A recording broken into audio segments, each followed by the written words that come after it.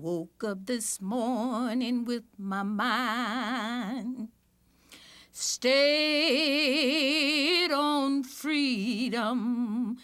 In 1966, a remarkable business sprang up in Wilcox County, Alabama, one of the poorest counties in the nation. A group of middle-aged black women with little education or business experience formed a cooperative to market their unique handmade quilts to the art and fashion world. The Freedom Quilting Bee not only improved living conditions for its members, but inspired other cooperatives nationwide and fostered a new appreciation for quilts as an art form. Here is the unlikely success story of an organization created with Fingers of Love. Hallelujah, freedom.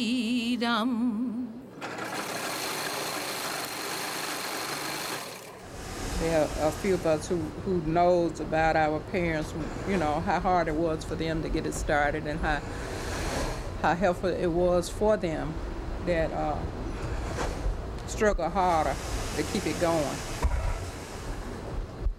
But there's some of us work right here don't even remember when it was started, you know, so it don't have no meaning for them. It was named the Freedom Quilting Bee because it was free. I had an open doors to anybody come in. And that's why we named it the Freedom Quilting Bee. It was free for everybody who wanted to come. The Freedom Quilting Bee was firmly rooted in the civil rights movement. Its inspiration came from Francis Walter, an Episcopal priest who had returned to his native Alabama in 1965 to work for the movement through the Selma Interreligious Project. His efforts focused on the state's Black Belt region, including Wilcox County. There, as throughout the South, black citizens were being evicted from their homes and fired from their jobs in retaliation for registering to vote.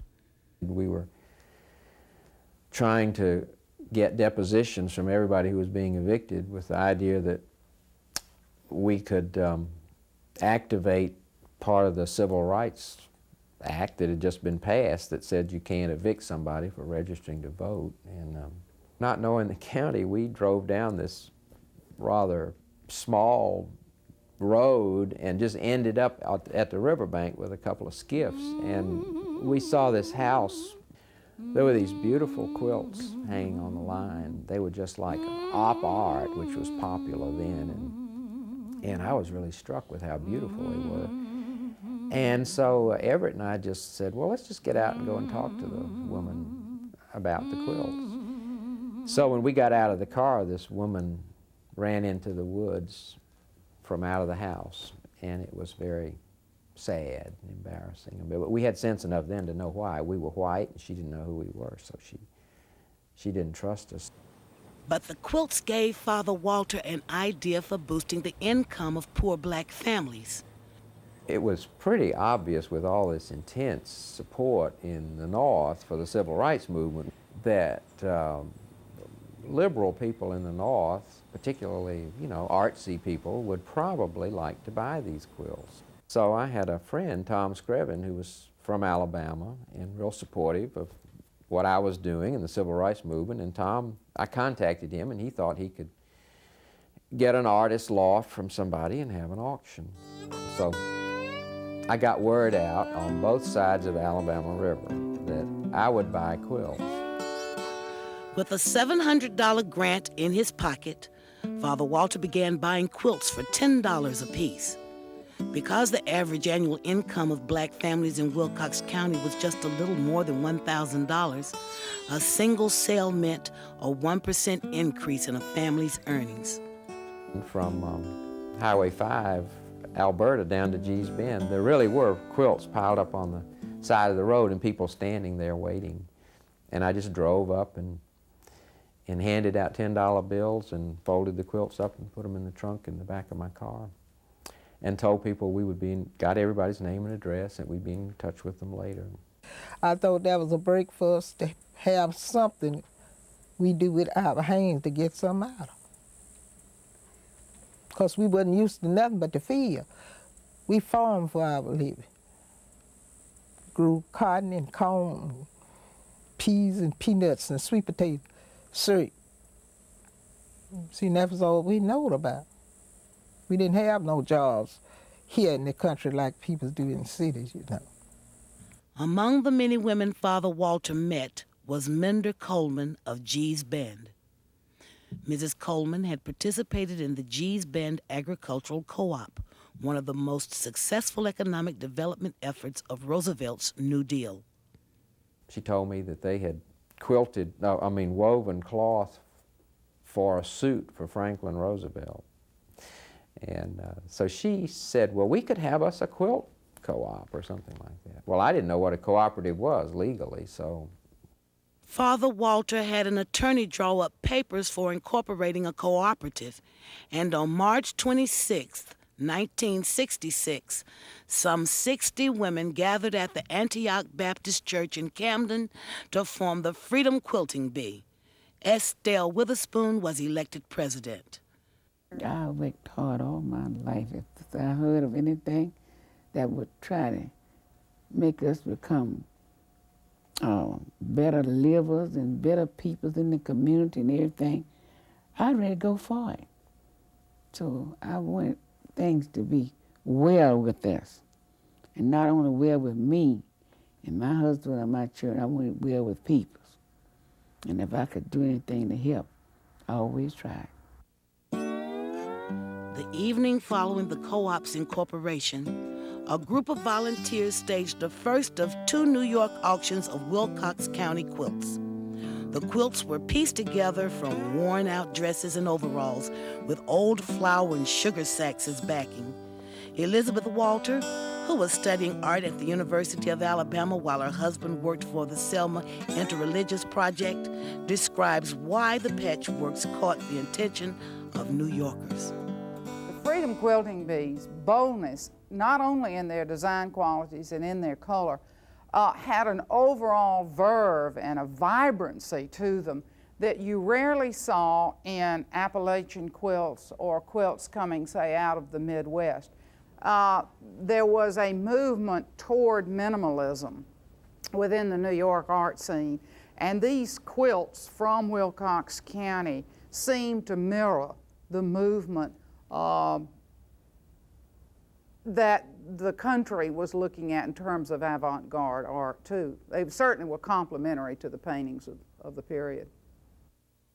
The 2 New York auctions raised an additional $3,000 for the quilters and led to other valuable connections.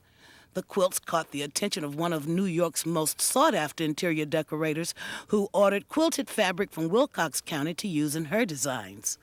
The publicity that was generated by that one order was like a skyrocket going off. That was the real launching of the national marketing effort of the Freedom Quilting Bee.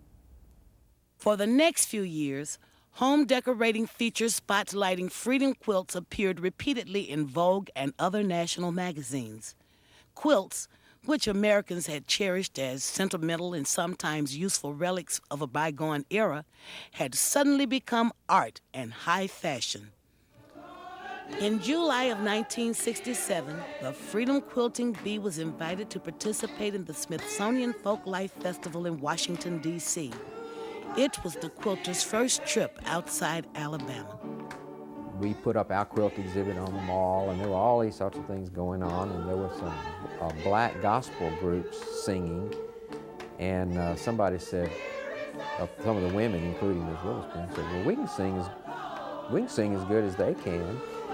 So these 4, middle-aged women walked right up there in front of, probably 2,000-3,000 people in the mall in Washington and sang some of their church music.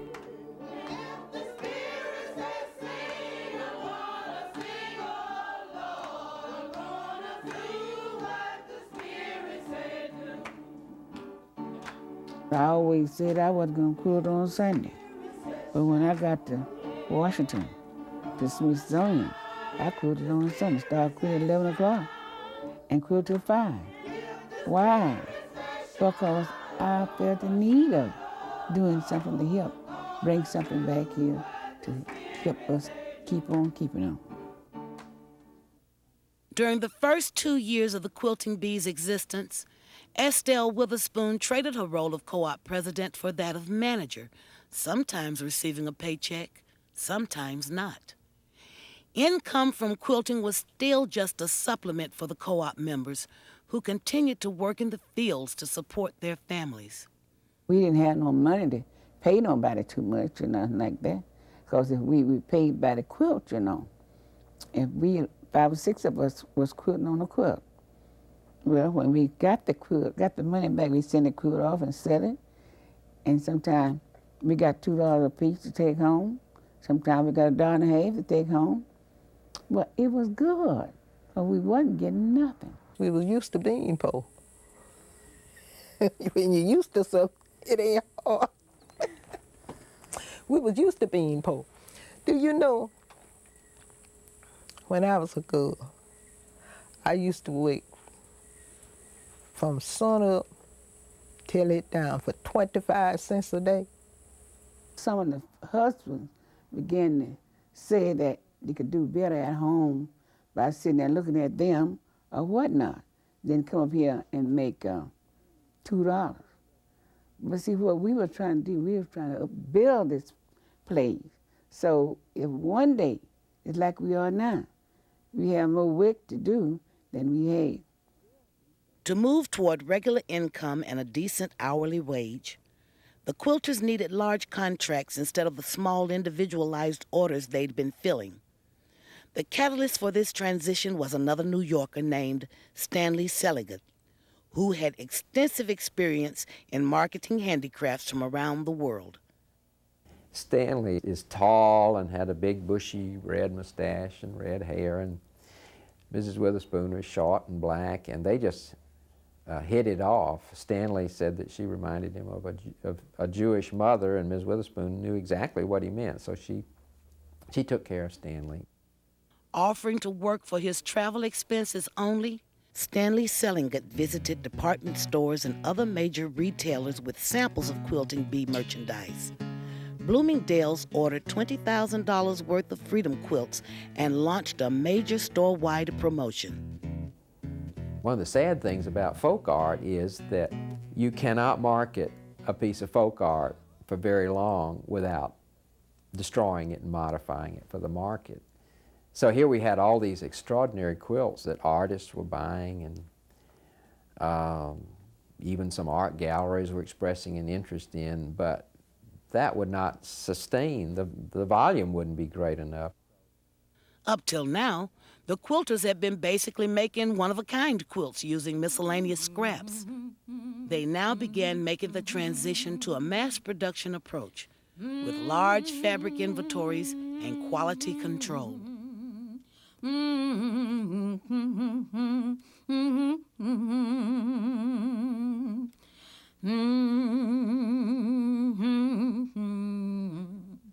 know, when I think about the Freedom Quilting Bee in those civil rights days, there were probably about more than half of the projects that we worked on never worked.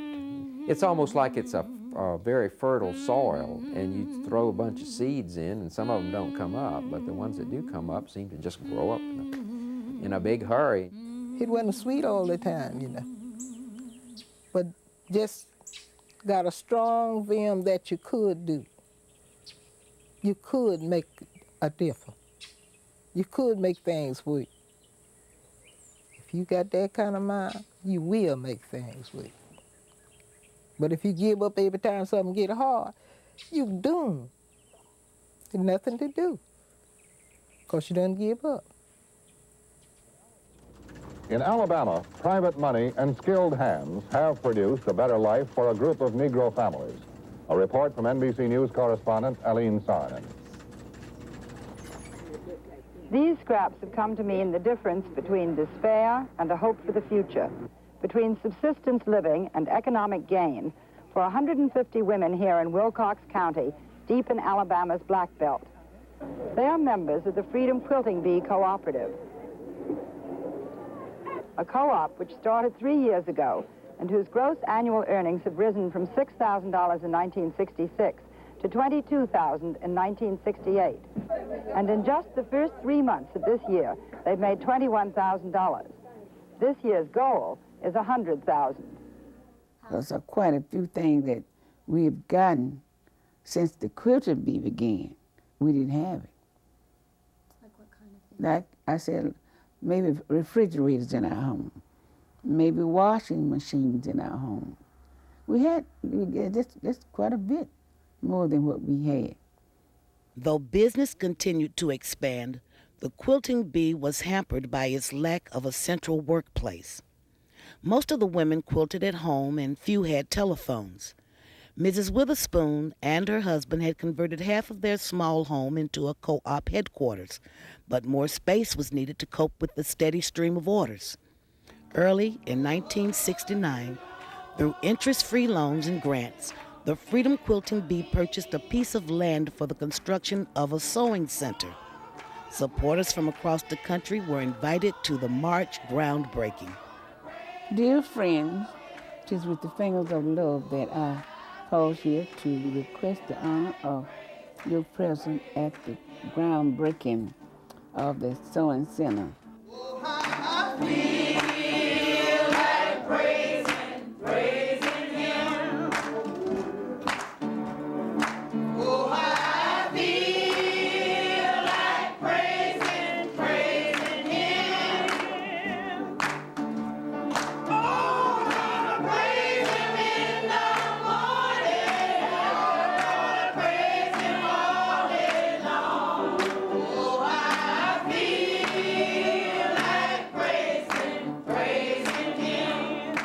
Oh, it was wonderful. We had singing, we had prayer, we had speeches, and whatnot. Different preachers would come, and people from all over. Everybody was so happy. Oh, I do know. We were so happy they finna build us a building they call our workplace. And everybody was rejoicing. And people was from all over there. We even had a few people from Africa came to celebrate with us. By summer, a mostly volunteer construction crew had completed its work, and the quilters moved in to the Martin Luther King Jr. Memorial Sewing Center. Just 3.5 years after Frances Walter had caught sight of some quilts on a clothesline, the women of Wilcox County had their own sewing factory. I've started to walk in the light shining. My days was happy because I had somewhere to go to work. I was happy about it. I had never had a job out of my home, you see. And I was happy to get up to go to work. It was happy days. Joyful, glad to go, ready to go. In the years following its heady beginnings, the Freedom Quilting Bee established a daycare center and obtained a long-term contract making pillow covers for Sears and Roebuck. It developed and marketed new products and found a secure outlet for its quilts through Artisans Cooperative, an organization formed to assist groups of poor craftspeople around the world. You know, I give the impression that the Freedom Quilting Bee was sort of the big thing in the Black Belt of Alabama, but we really were just, it was a sideshow in a way, and it didn't take up nearly all of my time. We were trying to keep people from being evicted. We were helping people to get registered to vote. Well, we was hard workers in the civil rights movement for the right to vote and the right to live right and love one another, not hate one another. And so I marched, I stood for guns, I took tear gas. I went through all kinds of terrible things. I was not there for to hurt nobody. I was not there to do no harm to nobody. I was out there to help everybody, not one, but for all of us. and I felt like God was there. The civil rights movement helped us. When we would go to these marches and different things, and we come back, see, we followed Dr. Martin Luther King as far as we could follow him. And what he was saying was so true. You got to be together, both black and white, to succeed. As manager of the Freedom Quilting Bee, Estelle Witherspoon has become one of the cooperative movement's staunchest advocates. She has been active in the Federation of Southern Cooperatives and has served on the board of Artisans Cooperative. Her involvement in these organizations helped bring valuable training and support to the Quilting Bee and provided inspiration to other co-ops nationwide. Estelle Witherspoon served as manager of the Freedom Quilting Bee until 1991, and observers both inside and outside the organization see her leadership as a key to the co-op's survival. Ms. Witherspoon could take, Stokely Carmichael or somebody preaching revolution over here and somebody just wanting to make a fashion designer in New York wanting to make a lot of money out of quilts, and she could just put them all together and everybody would end up supporting the Freedom Quilting Bee. And nobody ever got mad at anybody, and she just had an extraordinary amount of tact and organizational ability.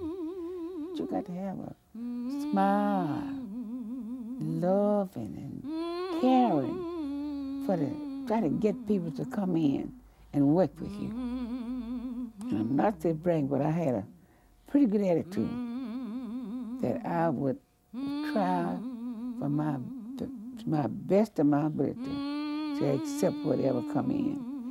And I tried and asked God to give me the wisdom and understanding how to work with people. The Freedom Quilting Bee was one of the most miraculous, magical things that I have ever experienced in my whole life, where people of goodwill got together, had an idea, and decided to pursue it. And it worked. Why it succeeded was simply because people cared about its success.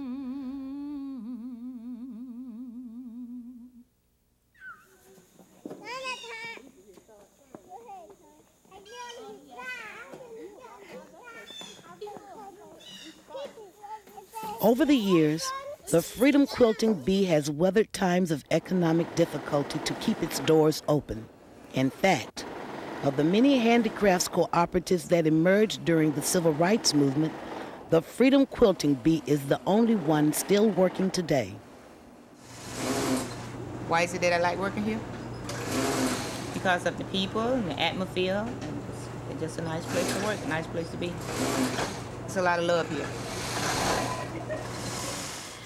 The people in the Quilting Bee, they've always worked together. They've had this, it's like this bond, if something has to be done and we know that this is our source of income, we're going to work together and try and accomplish that. This county is still poor. It's still one of the poorest counties, I think, in whole America, everywhere. But this is the only place right now in this community where the people don't have to drive almost an hour to get to work. I guess that's why we work so hard to keep the Quilting Bee going. At least it keep a few of us, working. Hopefully one day that we can hire even more. But competition from foreign markets now threatens the Quilting Bee's sales. Hand-stitched quilts based on traditional American patterns are imported from countries where workers earn pennies an hour, vastly undercutting the prices of U.S.-made quilts. We still sell a few, but not a whole lot of them to keep it going on.